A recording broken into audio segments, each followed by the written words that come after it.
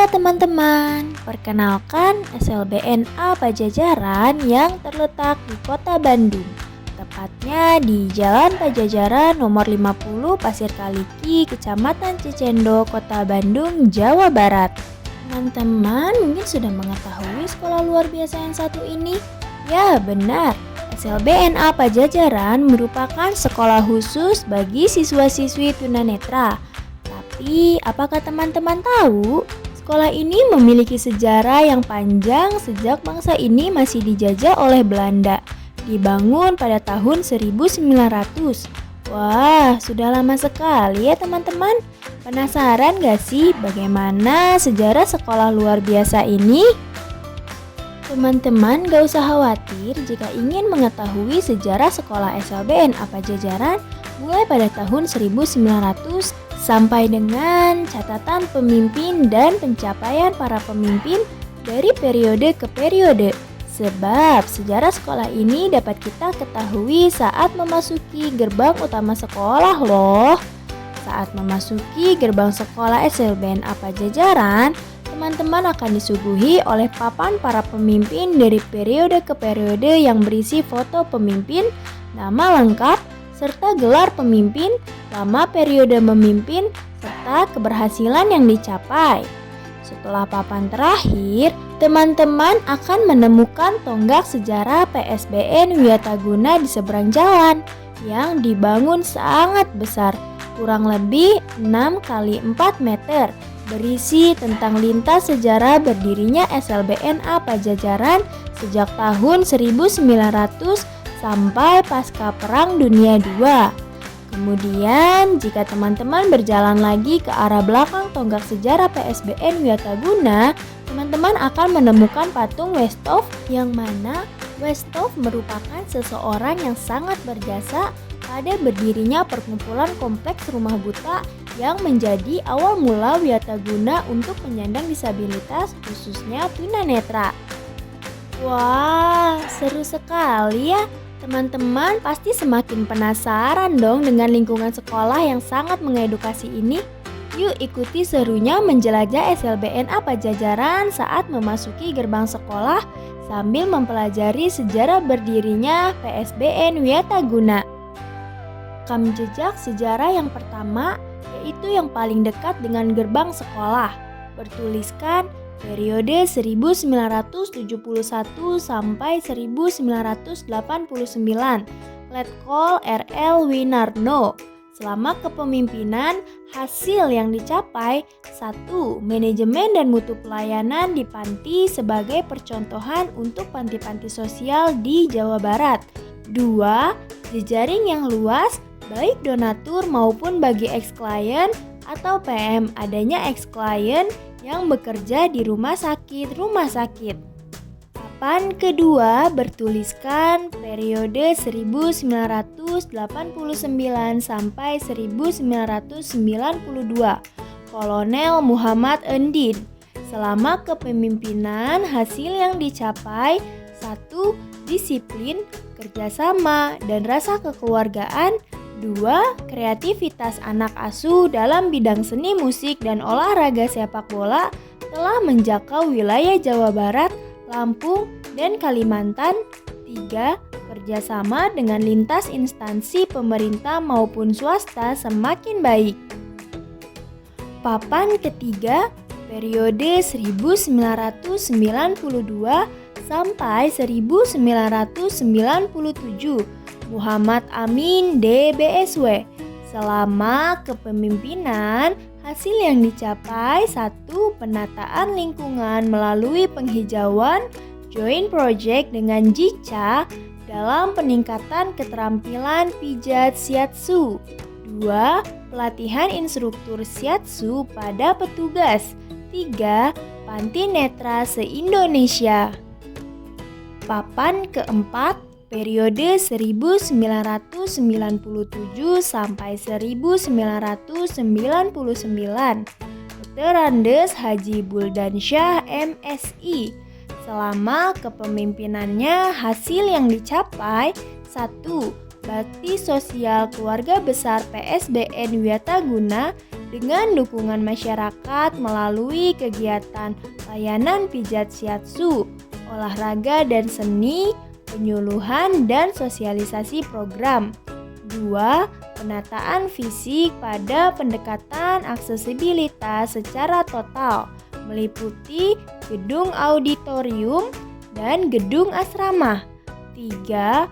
Marketing sosial keterampilan message dan shiatsu kerjasama dengan PHRJ sehingga program PBK dilaksanakan di hotel-hotel berbintang di Bandung. Papan kelima periode 1999 sampai 2004, DRA Haji Sukayesi Makmur. Selama kepemimpinan hasil yang dicapai: 1. Mendapatkan penghargaan pelayanan prima. 2. Penyelenggaraan 1 abad wiataguna. 3. Pembangunan fisik ruang data dan ruang asrama. 4. Program kerjasama dengan SLB. Papan ke-6 periode 2004 sampai 2008, Dr. Andes Haji Hadi Al-Ustad. Selama kepemimpinan hasil yang dicapai: 1. Kerjasama dengan pemerintah daerah Riau dalam kegiatan keterampilan message. 2. Terwujudnya lagu himne dan Mars PSBN Wiataguna sebagai alat dalam penanaman mental dalam kelembagaan. 3. Kreativitas dalam keterampilan seni, di mana dengan berdirinya teater bagi disabilitas netra dengan nama Palagan Teater yang disoroti sebagai bentuk seni pertama di UPJ Kemensos untuk disabilitas netra. Papan ke-7 periode 2008, Dr. Andes Dadang Kurnia.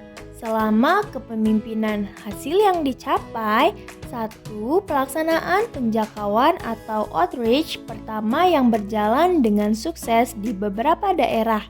2. Sosialisasi program outreach kepada seluruh petugas panti-panti di bawah Kementerian Sosial se-Indonesia. Papan ke-8 periode 2010 sampai 2013, DRA Haji Maryam Duyo. Selama kepemimpinan hasil yang dicapai: 1. Rekreasional grup melalui wisata kereta bagi penerima manfaat. 2. Pendirian klinik shiatsu. 3. Pengadaan sumur artesis. Papan ke-9 periode 2013 sampai 2014, DRA Neneng Heryani MPD. Selama kepemimpinan hasil yang dicapai: 1. Tali tongkat pertama dilaksanakan di Bandung Raya, kota dan kabupaten yang ada di Jawa Barat. Kemudian dicanangkan menjadi agenda tahunan dalam rangka Hari Disabilitas Internasional di PSBN Wiataguna. 2. Memperluas jejaring dan kerjasama dalam penanganan disabilitas netra dengan Wali Kota Bandung. Papan ke-10 yang merupakan papan terakhir periode 2014 sampai sekarang, Cecep Sutriaman, S.Sos, MPS, SP. Selama kepemimpinan hasil yang dicapai: 1. Mendapat sertifikat JSO 9001.2.2015 tahun 2016. 2. Mendapat penghargaan dari Gubernur Jawa Barat sebagai lembaga yang peduli terhadap penyandang disabilitas netra. 3. Mendapat penghargaan dari KPPN Bandung sebagai Satker yang mendapat 10 besar terbaik dengan kinerja pelaksanaan anggaran tahun anggaran 2016. 4. Pembangunan Monumen Wiataguna. 5. Merubah instalasi produksi menjadi rumah bugar sebagai usaha ekonomi produktif. 6. Menjadikan spa sebagai usaha ekonomi produktif. 7. Pembangunan aksesibilitas bagi penyandang disabilitas netra. 8. Membuat ruang workshop atau ruang pamer. 9. Pembangunan jalan penghubung antara gedung kantor dan rumah bugar. 10. ekspedisi pendakian ke Gunung Manglayang bagi disabilitas netra. 11. Program pertemuan pagi bagi seluruh penerima manfaat rehabilitasi. 12. Pembuatan denah bicara sebagai petunjuk arah bagi disabilitas netra. 13. Pelaksanaan retraining sebagai kapasitas alumni di bidang ilmu massage, shiatsu, dan spa. 14. Penjangkauan dalam bidang IT berupa komputer bicara. Wah, ternyata selain memiliki sejarah yang panjang, SLBNA Pajajaran juga memiliki rekam jejak pemimpin yang hebat-hebat ya teman-teman. Oke, mari lanjut menjelajah SLBNA Pajajaran dengan menyeberangi jalan. Ada apa sih di seberang jalan? Yuk ikuti. Nah, di seberang jalan terdapat monumen tonggak sejarah PSBN Wiataguna yang dibangun di sebuah monumen memiliki tinggi kurang lebih 6 meter dan lebar 4 meter. Tinggi sekali ya teman-teman. Apa saja sih isi dari monumen tonggak sejarah PSBN Wiataguna? Yuk dengarkan. Tonggak sejarah PSBN Wiataguna periode 1900, M.G. Lendering, Direktur Institut Thought Underwich and Blending, membuktikan bahwa jumlah tunanetra di Indonesia sangat besar. Untuk mengatasi penderitaan mereka dapat diatasi dengan pendirian lembaga. Atas usulan tersebut, maka Menteri Jajahan J.F. Creamer membentuk panitia pendidikan yang terdiri dari swasta. Periode 1901. Pada tanggal 26 April 1901 diresmikan permulaan usaha penyantunan tunanetra di Indonesia, di antaranya oleh 1. JHR ETH van Bentem van de Burg, 2. Dr. CH.A. Westhoff, 3. DS W. van Lijen, 4. RAA Surya Atmaja, dan lain-lain. Tanggal 28 Mei 1901, perkumpulan ini dinamakan Vereniging tot Verbetering van het Lot der Blinden in Nederlands Oost-Indie. Bulan Juli 1901 didirikan Yayasan Perbaikan Nasib Orang Buta atau Blind Institute atau Rumah Buta oleh Dr. CH.A. Westhoff. Pada tanggal 6 Agustus 1901, izin dari pemerintah diterima dengan keputusan pemerintah nomor 9 dan perlindungannya adalah Gubernur Jenderal W. Rosboom sebagai tonggak sejarah berdirinya PSBN Wiataguna. Pada tanggal 16 September 1901 dibuka secara resmi di Jalan Cicendo nomor 2. Pimpinan pertama dalam usaha ini dilakukan oleh J.W. van der Zanden dengan pembukaan Bandungsche Blindin Institute nomor 2. Muridnya adalah Johanna Everdina Schuttler dan Albert Borges van den Burg. Periode 1902, Direktur Lembaga van der Zanden tahun 1902 meninggal dunia, diganti oleh W. Molenaar dan diganti pada tahun 1904 oleh F. Mewes. Bulan Mei 1902, Lembaga Bandung Splendid Institute pindah ke Jalan Braga dikarenakan mengikuti jumlah murid, di mana sebagai wakil direktur Nyonya Van Hogevensterk dan sebagai pengawas harian adalah Dr. CH.A. Westhoff atau dokter ahli mata kebangsaan Belanda.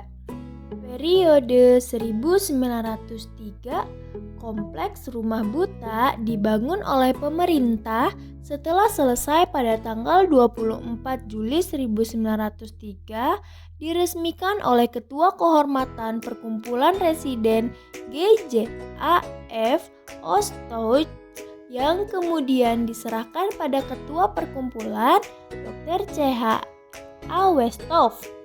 Sejak itu, pemberian edukasi berupa baca tulis braille, pelajaran seni suara, piano, dan biola dengan jumlah anak asuh 13 orang dari Jawa Barat, Yogyakarta, dan Surabaya. Pengajar gamelan pada waktu itu adalah Bupati Bandung. Periode 1904, kemajuan dalam bidang pendidikan dan keterampilan disertai dengan workshop telah memperkerjakan 49 orang dengan bahan baku yang murah dan mudah didapat sehingga memiliki para pekerja penyandang disabilitas netra terpenuhi kebutuhan dalam kemandiriannya. Dengan kemajuan yang dicapai pada tahun 1906, Dr. CH A. Westhoff melaporkan bahwa konsolidasi dan perkumpulan sudah baik. Periode 1907 sampai 1910, F. Mewes digantikan oleh J. E. Volkers, seorang tunanetra ahli musik, menjadi guru piano. Dimulainya penjilitan buku pendukung pendidikan di Bandung Blinded Institute. Tahun 1910, seluruh kompleks Bandung Blinded Institute diperkaya dengan aliran listrik. Periode 1912, wafatnya Dr. CH A. Westhoff sesuai dengan pesan untuk dimakamkan di Jalan Pajajaran, Bandung. Periode 1926, diadakan peringatan jubilum 25 tahun dan pada waktu itu sudah menampung 380 orang disabilitas netra, diantaranya 30 orang dari Eropa dan 350 orang dari Indonesia. Periode Perang Dunia II, Bandung Blinded Institute mengalami kemunduran dan pada saat itu kepengurusannya oleh pemerintah Bandung. Semua arsip-arsip hilang karena terjadi revolusi fisik. Pada tahun 1946 sampai 1947, kepengurusannya oleh Palang Merah Inggris dan pada waktu itu jatuh ke tangan Yayasan Belanda 1947 sampai 1948. Periode pasca Perang Dunia II, pemerintah Republik Indonesia semakin baik dan pemerintah mulai memberikan perhatian kepada kaum disabilitas khususnya netra. Nama Blinded Institute Rumah Buta pada tahun 1955 terhapus dan penyelenggaraannya berada dalam lingkungan P3KT atau Pusat Pendidikan Penyantunan dan Kegunaan Tunanetra di bawah Departemen Sosial RI. Badan Pembina Wiataguna yang dibentuk berdasarkan keputusan Menteri Sosial RI tanggal 16 Desember 1968 diubah dengan surat keputusan Menteri Sosial RI tanggal 26 Mei 1971 nomor HUK 3 strip 1 strip 35 garis miring 71 dengan keputusan Menteri Sosial RI nomor 21 garis miring HUK garis miring KM garis miring 3 garis miring 1981 tanggal 11 Maret 1981 dibubarkan sehingga pengelolaan seluruhnya baik kompleks penyantunan cacat netra Wiataguna beserta segala isi dan perlengkapannya secara fungsional dilaksanakan oleh Departemen Sosial, Direktur Jenderal Rehabilitas dan Pelayanan Sosial sebagai PRPCN berdasarkan keputusan Menteri Sosial RI nomor 41 garis miring HUK, garis miring KEP, garis miring XI, garis miring 79. Dengan Surat Keputusan Menteri Sosial RI nomor 41 garis miring HUK garis miring KEP garis miring XI garis miring 1979 tanggal 1 November 1979, Wiataguna merupakan panti rehabilitasi penderita cacat netra atau PRPCN sebagai unit pelaksana teknis dari Kantor Wilayah Departemen Sosial Provinsi Jawa Barat dan berdasarkan Keputusan Direktur Jenderal RI nomor 6 garis miring HER garis miring BRS garis miring IV garis miring 1994 tanggal 1 April 1994,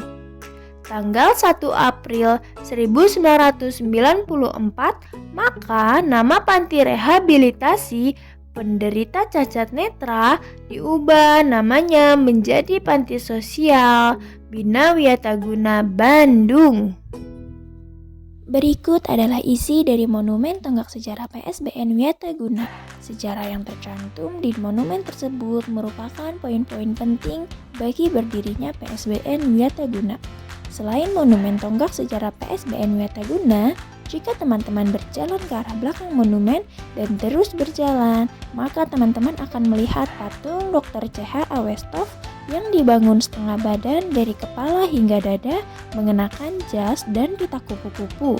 Patung ini berwarna putih dan terdapat tulisan Belanda di bawahnya menggunakan marmer. Juga terdapat ukiran tanda tangan dan tahun pada bagian sisi kanan patung. Patung ini dilindungi oleh kaca serta pagar kayu di luarnya. Berikut detail dari patung Dr. CH Awestov.